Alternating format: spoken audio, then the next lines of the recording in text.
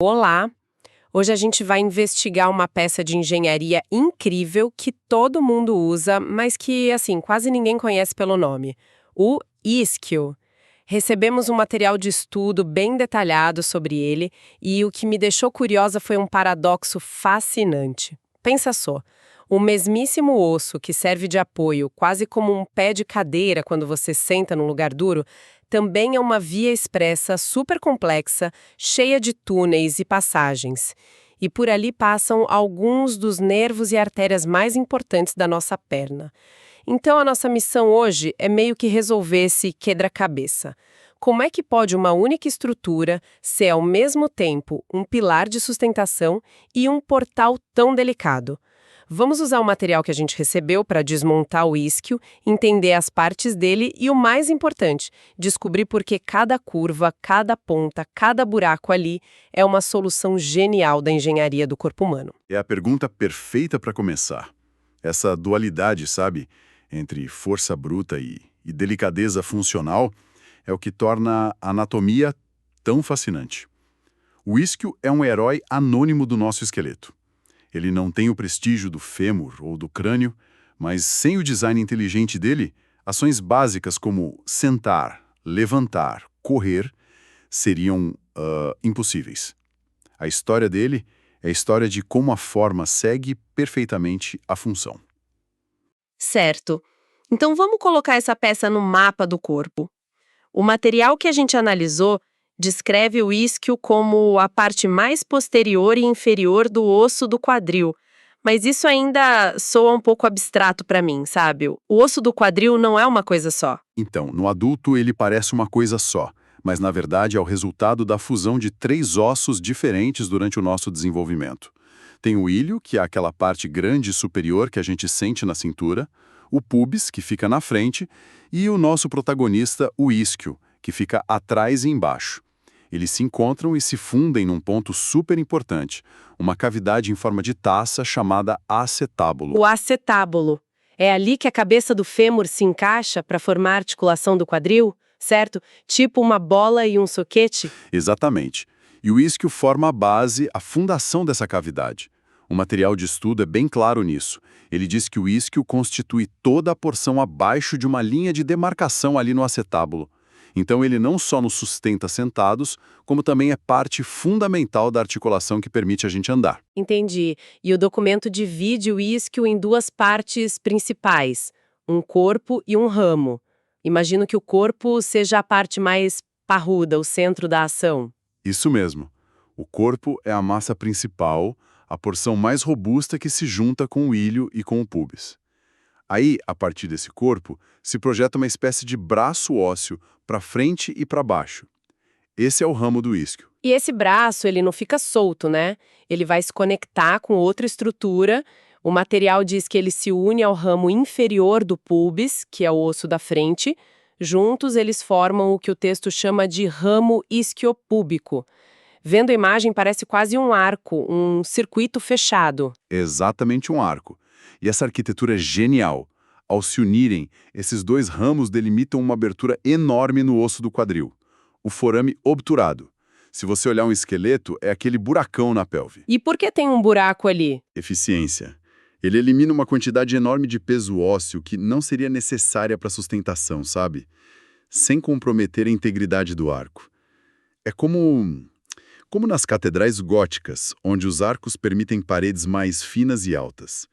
É pura engenharia. Ok, a estrutura geral faz sentido.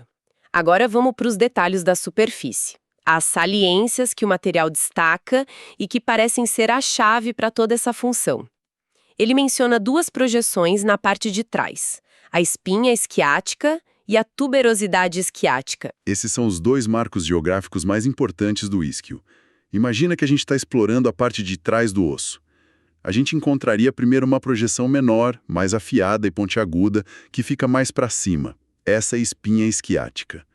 Logo abaixo dela, a gente encontra uma área bem maior, mais larga, áspera e robusta. Essa é a tuberosidade esquiática. E a tuberosidade é o famoso osso de sentar, Quem nunca ficou horas numa arquibancada ou num banco de praça e sentiu exatamente essa parte do esqueleto reclamando. Agora eu sei o nome técnico do que está me incomodando. Exatamente. É a estrutura projetada para suportar o peso do tronco quando a gente está sentado. A superfície dela é áspera, porque é ali que se prendem os músculos posteriores da coxa, os isquiotibiais. Mas e a espinha, aquela ponta menor logo acima? Ela parece pequena demais para suportar peso. Pois é, qual a função dela então? Parece um espinho no meio do caminho. A sua analogia é perfeita. Ela funciona como um divisor d'águas, ou talvez como um quebra-mar num porto. Ela se projeta para criar duas baías protegidas, uma acima e outra abaixo dela. Essas baías são concavidades no osso, e elas têm nomes. Incisura esquiática maior, que é a de cima, bem grande, e a incisura esquiática menor, a de baixo. E essas não são reentrâncias aleatórias. São as precursoras das nossas rodovias de nervos e vasos. Ah, aqui está a parte que o documento aponta como uma transformação. Ele diz que essas incisuras, que são tipo caminhos abertos, são convertidas em forames, ou seja, em buracos fechados. Isso me deixou muito curiosa. Por que o corpo faria um caminho aberto só para depois ter o trabalho de fechar? Não seria mais fácil se fosse um buraco no osso desde o início? Essa é uma pergunta fantástica e que vai direto ao coração do design biomecânico. Essa conversão é feita por dois ligamentos muito fortes, que agem como pontes. O ligamento sacroespinhal vai do sacro até a espinha esquiática, fechando a incisura maior por baixo. E o ligamento sacrotuberal vai do sacro até a tuberosidade esquiática, fechando a menor. Então os ligamentos são os arquitetos que transformam as baías abertas em... Túneis. Mas, voltando à minha pergunta, por que esse design? Existem algumas vantagens. Primeiro, ligamentos têm uma certa elasticidade, diferente do osso. Isso permite microajustes e absorção de forças de um jeito que um anel ósseo rígido não permitiria. Segundo, essa estrutura cria um sistema dinâmico. A tensão nesses ligamentos muda conforme a gente se move. Mas o resultado final é o que importa, a criação de passagens seguras. A incisura maior, agora transformada em forame isquiático maior, se torna a principal porta de saída da pelve para a região do bumbum. E por essa porta passa alguém muito importante, imagino. O VIP, o nervo ciático, o maior e mais longo nervo do corpo humano, passa exatamente por ali. Quase tudo que a gente sente e move na perna depende desse nervo que emerge por esse túnel. Um túnel criado pelo isquio e seus ligamentos parceiros. A engenharia que protege a passagem desse nervo é, portanto, absolutamente crítica. Impressionante, uma pontinha de osso, a espinha esquiática, que parece insignificante, na verdade atua como a viga central para a construção de dois túneis vitais. Isso me leva a pensar, na parte clínica, se essa é uma via tão movimentada e importante, imagino que seja também um ponto de vulnerabilidade, né? O que acontece quando as coisas dão errado por aí? Com certeza, a síndrome do piriforme, por exemplo, é uma condição em que o músculo piriforme, que também passa pelo forame isquiático maior, acaba comprimindo o nervo ciático e causa a famosa dor ciática. Entender essa geografia anatômica é fundamental para diagnosticar a origem do problema. E a outra proeminência, a tuberosidade isquiática, também tem seus problemas. O osso de sentar. Sim. Existe uma condição chamada bursite isquiática. A bursa é uma pequena bolsa com líquido que funciona como uma almofada entre o osso e os tendões.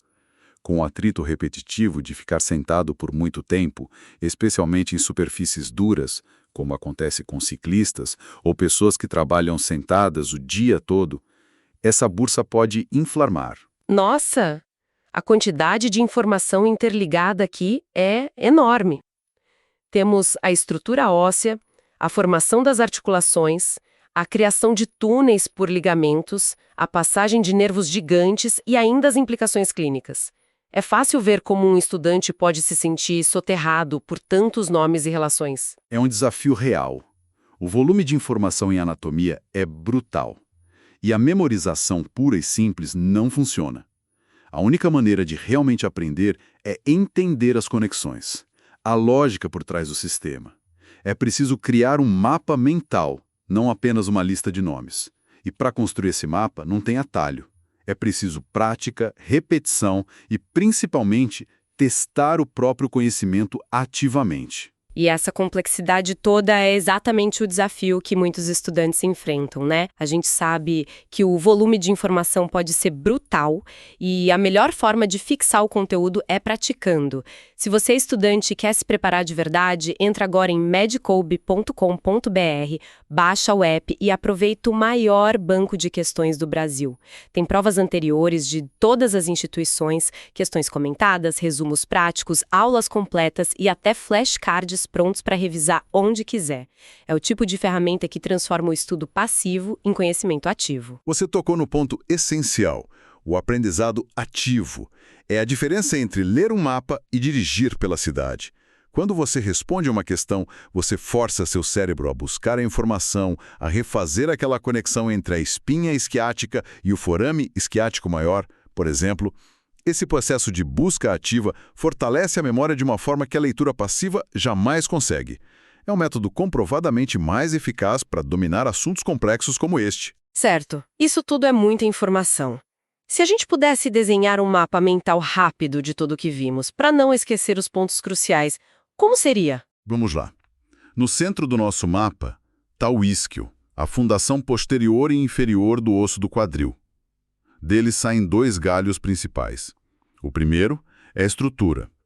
A gente tem o corpo, que é robusto e ajuda a formar o soquete do quadril, o acetábulo, e o ramo, que se estende para frente como um gancho, se une ao púbis, e forma aquele arco que cria o forame obturado para aliviar o peso. Perfeito.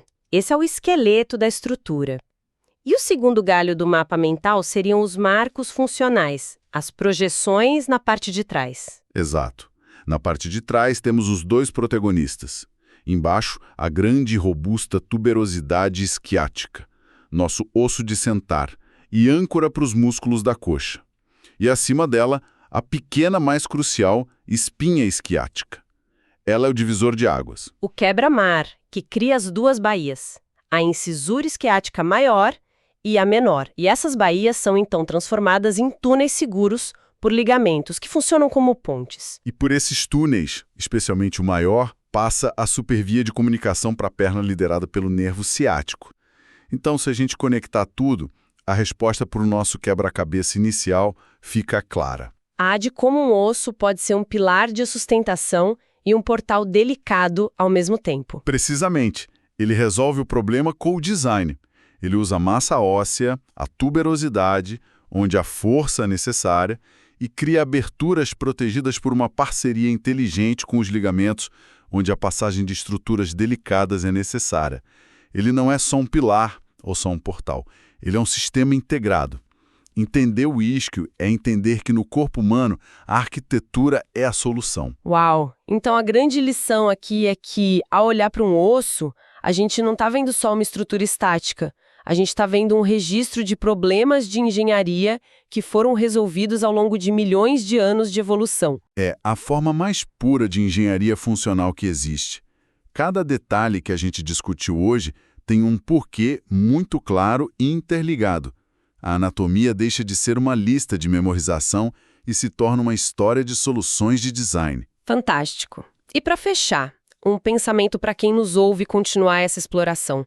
Nós falamos muito sobre como a estrutura óssea cria as condições para a função, mas essa é uma via de mão dupla, né? A função também molda o osso. Exatamente. A lei de Wolff, um princípio da biologia, diz que o osso se remodela em resposta às cargas que ele sofre. Então, a provocação final é: pense na tuberosidade isquiática, o osso de sentar. Os músculos isquiotibiais, que a gente usa para correr e saltar, se inserem ali e puxam o osso com uma força tremenda. Como essa tensão constante ao longo de uma vida de movimento, de um atleta, por exemplo, literalmente esculpe e fortalece aquela parte específica do isquio em comparação com alguém mais sedentário. A conversa entre os músculos e o osso é contínua e as marcas dessa conversa estão escritas na própria forma da nossa anatomia.